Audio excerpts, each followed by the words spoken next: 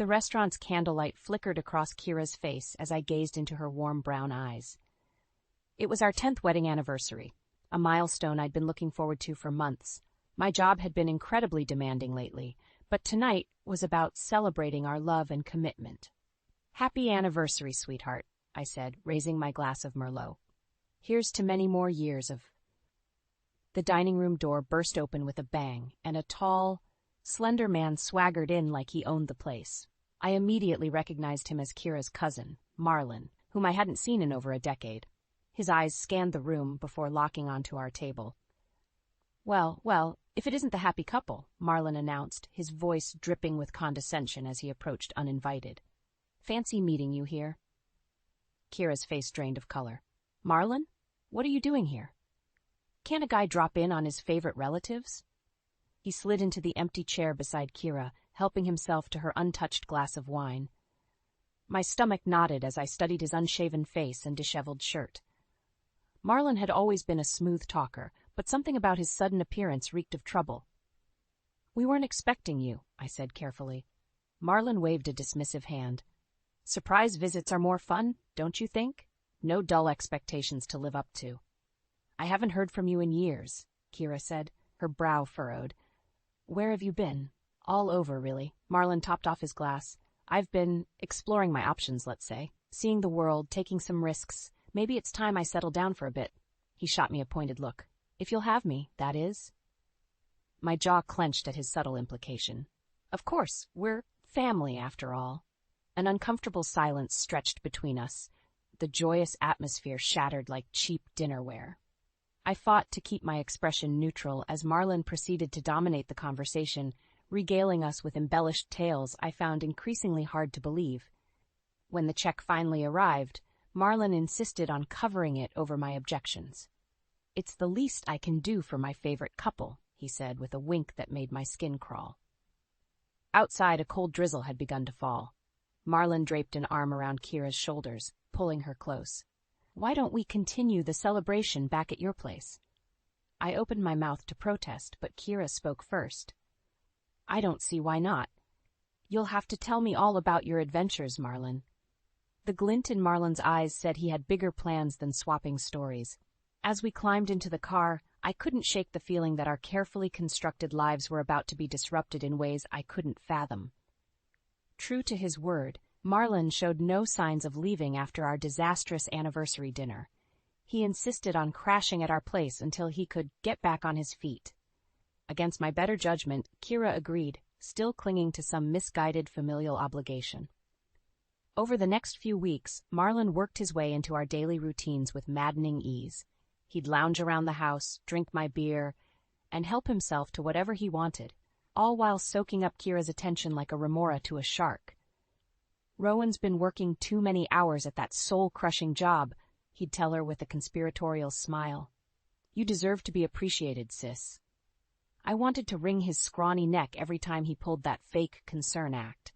But Kira seemed to eat it up, basking in Marlon's flattery while I slaved away providing for us. The more he insinuated his way into her life, the more I felt her drifting from me. Then the Saturday morning things took an even uglier turn. I woke up early, as usual, to find Marlon rummaging through my home office like he owned the place. "What the hell are you doing in here?" I demanded, startling him. Marlon whirled around, clutching a stack of my private documents. "Damn, you scared me. I was just looking for a notepad." "By going through my drawers and confidential files?" He scoffed. "Don't get your tighty-whities in a bunch. I was going to put everything back." I snatched the papers from his hands. "Get out of my office, now." Marlon raised his palms in mock surrender, that infuriating grin plastered across his face. "Whatever you say, boss." He pivoted and sauntered into the hallway, leaving the door wide open. When Kira emerged from the bedroom a few minutes later, I knew she'd witnessed part of the confrontation. Sure enough, she cornered me over breakfast. "What was that about earlier with Marlon?" she demanded, her eyes narrowed with suspicion. I felt a surge of anger at her accusatory tone. He was snooping through my private documents. Who knows what he was really after? "That's a pretty serious accusation." "Look who you're defending," I snapped. "Your dear cousin is up to something, Kira, and I don't like it one bit." Kira crossed her arms. jaw taut. Maybe if you weren't always working insane hours, you'd have time to... Don't even go there. I cut her off sharply. You know how hard I work to support this family. I don't need that sleazebag poisoning your mind against me. As soon as the words left my mouth, I regretted them. Kira's face contorted with a mix of hurt and rage. Without another word, she spun on her heel and stormed out of the kitchen, leaving me alone with the fallout of Marlon's scheming. I pressed my palms into the countertop, struggling to control my ragged breaths. This was exactly what that weasel wanted, to drive a wedge between Kira and me. And from the looks of it, his efforts were working better than I could have imagined. After our blowout fight, a suffocating tension gripped the house. Kira started spending more evenings out getting drinks with the girls, while I holed up in my office, burying myself in work to avoid another argument. Our once happy home had become a frigid danger zone, with Marlon prowling the halls like a demented cat toying with 2 trapped mice. I should have seen it coming, but I was blindsided when Kira finally confronted me about the mounting lies Marlon had been feeding her. "Rowan, we need to talk." Her voice was icy as she entered the office. I had coffee with Marlon this morning, and he told me some very disturbing things. My gut twisted. Like what? Like how you've been having an affair with a coworker named Jessica. White-hot anger lanced through me. That's ridiculous. I would never. He also said you've been mismanaging our finances for years. Kira's nostrils flared with indignation, blowing our savings on frivolous expenses and gambling debts. I shot out of my chair, slamming my palm on the desk loud enough to make her flinch. How can you even entertain that snake's lies for a second? Because everything adds up. Kira shouted back, her cheeks flushed crimson. You've been coming home late more nights than not. You're always holed up in here, obsessing over your work, and every time I try to discuss our finances, you change the subject or dismiss my concerns. That's because I'm trying to provide for this family, damn it. I raked my hands through my hair, struggling for composure. We have responsibilities, in case you'd forgotten. Don't you dare talk down to me. Kira's eyes blazed with a mix of hurt and fury. Maybe Marlon was right. Maybe you've been taking me for granted all along. My mouth gaped open, utterly blindsided. I wanted to scream, to reason with her, to beg her to see Marlon's treachery. But I could only watch, stunned and powerless, as the woman I loved whirled on her heel and stormed out of the room. The silence that followed was deafening, shattered only by the faint murmur of Marlon's hushed laughter from the adjacent hallway. Realization washed over me in an icy torrent. He'd achieved his goal. He'd systematically turned Kira against me, destroying the very fabric of our marriage in pursuit of what? Revenge? Greed? Sheer malice? A surge of rage unlike any I'd ever experienced boiled up inside me. If looks could kill, the hatred blazing in my eyes would have struck Marlon dead in his tracks. My rational mind screamed for restraint, but my body seemed to move of its own volition. In 3 long strides, I was towering in front of the weasel, my face contorted into a mask of wrath. "You lying son of a bitch," I snarled through gritted teeth. "You're going to regret ever stepping foot into this house." Marlon met my glare with those cold, soulless eyes. A snide half-grin crept across his lips. Now, dear brother-in-law," he hissed mockingly. "No need for such hostility. I'm just trying to look out for Kira's best interests, like any caring family would do." My hands balled into white-knuckled fists. I wanted nothing more than to wipe that smugness from his wretched face, thus to make him beg for the pain to stop until he took back every vile word and righted the damage he'd done. But before I could make another move, the muffled sound of footsteps reached my ears from the stairwell. Kira was coming back downstairs. I shot Marlon one final murderous glare, then stormed back into the office and slammed the door behind me. Though I'd been momentarily robbed of vengeance, I silently vowed that he wouldn't escape unscathed. One way or another, Marlon would pay dearly for tearing my family apart. For the next several days, an uneasy truce settled over the house. Kira and I kept our distances, reduced to trading icy looks and curt responses when forced to interact. All the while, Marlon slithered between us, putting on his concerned friend act whenever Kira was around. "She's clearly under a lot of stress," I overheard him telling her one evening as I passed through the den. Maybe you should suggest Rowan take some time off to get his head straight. My fists clenched at the sugary venom in his tone, but before I could confront him, Kira appeared in the doorway and fixed me with a pointed glare. "That's not a bad idea," she said flatly. "You've been working too hard lately. Some time off might do you good." I opened my mouth to protest, but Marlon jumped in with a sage nod. "See, I'm just looking out for the best interests of this family." Grinding my teeth, I pushed past them without a word and retreated to my office sanctuary. How dare that bottom feeder meddle in my job, my source of security and self-worth? Outrage mingled with dread as a terrifying thought took root. He was gunning for my career next. Over the following week, my fears proved justified. An internal investigation was suddenly launched at work over misappropriation of funds from one of my prior projects. No specifics, just veiled accusations and heavy scrutiny from the corporate leeches. I knew in my bones Marlon was behind it, but I had no proof. The weasel covered his tracks too well, which meant he was after more than petty mind games now. He was aiming for the jugular. It all came to an ugly head at the office on Friday evening. I was poring over financial records, desperate to find any discrepancy that could exonerate me, when Kira burst through the door of my office. "You lying, cheating snake," she spat, hurling a folder of documents at my head. "I can't believe after everything you'd stoop this low." I batted away the papers, bewildered. "Kira, what are you talking about? Don't play dumb." She jabbed a finger at the scattered forms, auburn curls whipping around her flushed face. "I found bank statements and emails proving you've been pilfering money from the company for years. Years!" My heart plummeted into my stomach. That's insane. Those documents must be. "Don't bother denying it, Rowan. The evidence is damning." Kira's chest heaved with barely contained fury. "You've been robbing us blind with your greed and deception." "Where did you even find these?" I demanded, frantically scanning the fabricated paperwork. My gaze froze on a sticky note with a familiar scrawl. "That conniving son of a bitch." "Marlon saw them sitting out and knew I deserved the truth," Kira said, her voice dripping with disgust. "He warned me about what a selfish liar you were becoming, but I refused to believe it until now." In that moment, the harsh reality hit me like a freight train. Everything, even my career and livelihood, were now casualties in Marlon's warpath of destruction. Fire raged behind my eyes as I shot to my feet, papers scattering in my wake. "That depraved, manipulative worm!" I roared, slamming my fist onto the desk hard enough to leave a dent in the wood. "He's been plotting this all along, don't you see? He's poison, Kira." A flicker of uncertainty passed over her face, and then it was gone, replaced by that same simmering wrath. "The only poison here is you," she hissed, turning on her heel to stalk out. "Keep your lies and dirty money. I want nothing more to do with you, Rowan." I collapsed back into my chair, numb with shock and despair as the office door slammed behind her.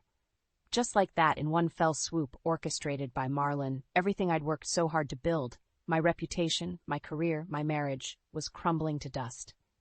I spent a hellish weekend drowning in self-pity and Jack Daniels. By Monday morning, I'd hit rock bottom, unshaven, reeking of booze and misery. I showed up to the office in wrinkled clothes, bloodshot eyes hidden behind sunglasses as I braced for the final crucifixion. But it never came.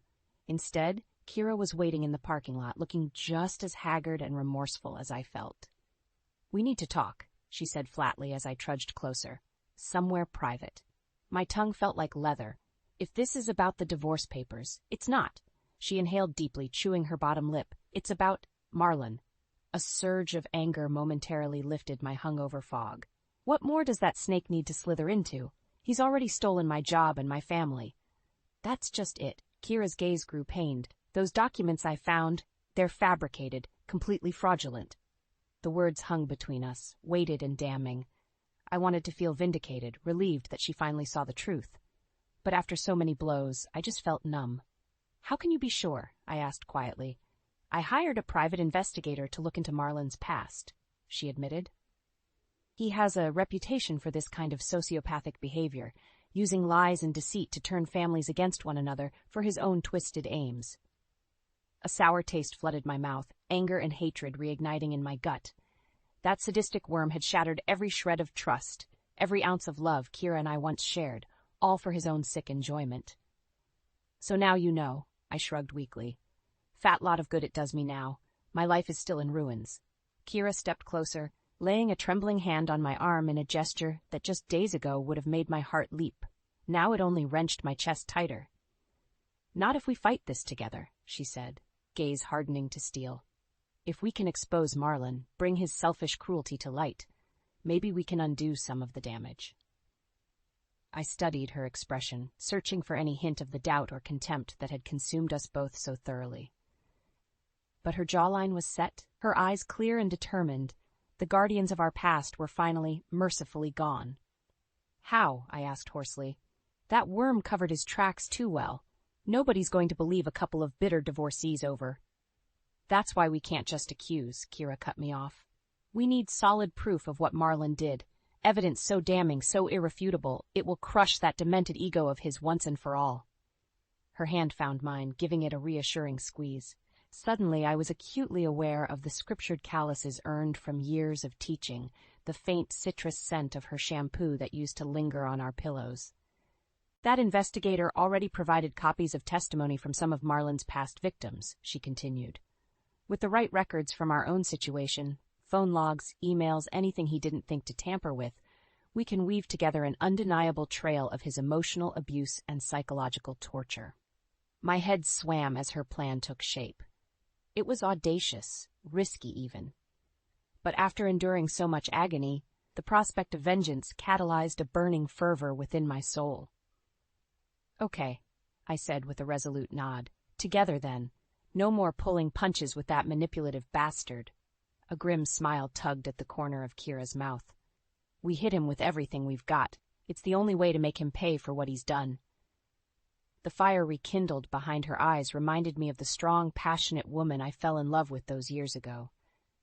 And in that moment, I knew no matter how painful the path ahead, we would prevail or go down swinging. Over the next few weeks, Kira and I operated like silent gembers in an underground bunker. While she dug up call logs, emails, and other digital footprints of Marlon's manipulation, I pored over the files from her private investigator, stomach-churning accounts of how he'd torn apart other families in the past. The more we uncovered, the more grotesque the full picture became. Marlon's grifting stretched back over a decade, spanning multiple states. He was a parasite of the highest order, insinuating himself into the lives of decent people, only to feed off their trust and ruin them from the inside out through mind games and sabotage. With hardened resolve, Kira and I compiled an unshakable dossier of evidence detailing the full scope of her cousin's depravity, both in our case and the cases of others he'd systematically dismantled. Once cross-referenced and organized, the combined records painted a damning portrait that would leave no skeptics. Finally, everything was in place to spring the trap. Kira arranged a family dinner under the pretense of her making amends and welcoming Marlon back into the fold. But in reality, we were beckoning that snake straight into the kill box. The look of smug satisfaction plastered across Marlon's face as he strolled into my living room that night was one I'd never forget. Well, well, if it isn't the dysfunctional lovebirds, he crooned, draping an arm around each of our shoulders like we were old pals. So nice for you two to bury the hatchet. We have something to show you, I said flatly, squirming out from under his grasp. Marlon cocked an eyebrow quizzically as Kira hit a button on the remote, firing up a projector displaying photos, documents, and letters from his past victims. His expression remained frozen for a few moments, slowly giving way to a flash of unease. "What is all this?" he asked in a measured tone. Too late, the mask was already slipping. "The truth," Kira spat back, taking a confrontational step forward. "About who you really are, Marlon, what you've done to ruin the lives of innocent families, all for your own sick amusement." His eyes narrowed to serpentine slits, panic fracturing that carefully sculpted exterior. "You two have completely lost your minds if you think." I cut him off, rage simmering in my voice. "We know exactly what you've been up to, you miserable leech. Sowing lies and discord to tear loving couples apart from the inside, then sucking them dry before slithering off to your next victims." Marlon opened his mouth, but no words escaped, his pallor draining to an ashen gray. For once, he had nowhere to run, nowhere to hide. Letter after letter flashed across the screen. A mother recounting Marlon's efforts to destroy her marriage, an ex-girlfriend detailing his physical and emotional abuse, a lifelong friend turned adversary. Each statement more horrifying than the last. And weaved throughout were irrefutable records of his treachery against Kira and me. Manipulated documents, incriminating calls and emails, testimonies of his gaslighting and sabotage. I saw the fight drain from Marlon's posture, but Kira remained locked in, relentless. "We have copies of this entire file," she snarled, "and they're going to everyone. Your old employers, the authorities, anybody who will listen. Nobody else will suffer because of your deranged crusade, you pathetic, cowardly. Enough!" Marlon's voice cracked with an anguished rasp as he whirled around, one hand clawing at his face. "Just enough." An eerie hush fell over the room as the projector blinked off, plunging us into a heavy silence broken only by Marlon's quivering breaths. I studied the hollowed depths of his expression, the broken husk of a man whose entire world was crumbling around him. Revulsion curdled in my gut. This was the pieces of him we'd reduced to. And somehow it provided no catharsis at all. The aftermath of our grand unmasking played out in excruciating slow motion. Marlon didn't utter a single word as the weight of his exposed sins bore down. He simply turned on his heel and trudged out, a hollowed-out revenant disappearing into the night. Part of me had anticipated a sense of victory, of karmic scales finally balanced, but as the days crawled by without a peep from Marlon's corner, all I felt was empty, hollow. Like the entire sordid affair had leached away pieces of my soul I'd never recover. Kira tried putting on a brave face, insisting that we'd done the right thing by exposing Marlon's psychological warfare, that his path of destruction had finally ended. But I could see it in her eyes, too, that thousand-yard stare of someone forever changed. We spent the next couple weeks walking on eggshells around each other. Sure, we were on the same side again against a common foe. But that didn't erase months of pent-up doubt and resentment, the gut-wrenching heartache of having our entire foundation shaken to the core. I just started considering counseling options when the other shoe finally dropped. The call came in around 3 a.m., Kira's sister Jenna, distraught and begging us to come over immediately. "I don't know what to do," she blubbered when I answered the door. Red grooves lined her ashen cheeks, tears still flowing freely. "He just showed up, raving like a lunatic, making all these outrageous threats." "Whoa, slow down," I urged, steadying her trembling frame. "Who showed up, Jenna? What's going on?" Her haunted gaze met mine, lips quivering. "Mem Marlon, he's completely lost it."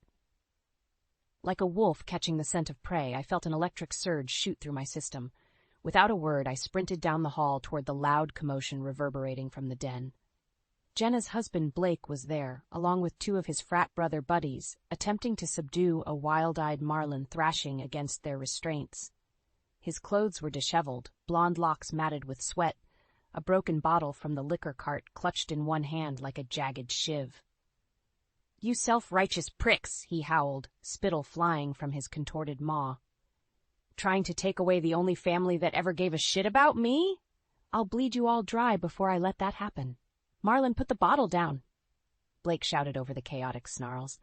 "We're calling the police if you don't calm your crazy ass down." "I'll kill you all first." Marlon's bulging gaze swiveled toward me as his wrist snapped forward, releasing the jagged projectile in my direction. Pure instinct took over. I lunged sideways, hitting the carpet just as the liquor bottle exploded against the wall, mere inches from where my head had been. Pain blossomed in my shoulder from the impact, but I scrambled upright in time to see Marlon break free of his captor's hold. With a rabid shriek, he snatched up a nearby golf club, whipping it in a vicious forehand that caught one of Blake's friends flush in the sternum.